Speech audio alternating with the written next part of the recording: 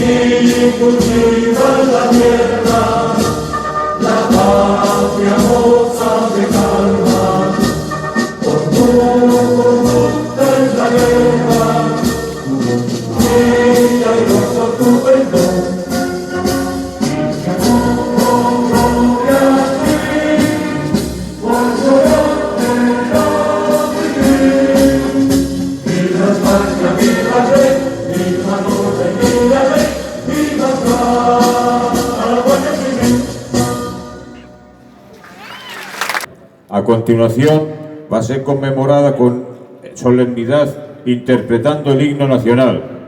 Con este motivo se solicita a los asistentes, como testimonio de consideración hacia los españoles de todos los tiempos, que guarden el máximo respeto durante su interpretación.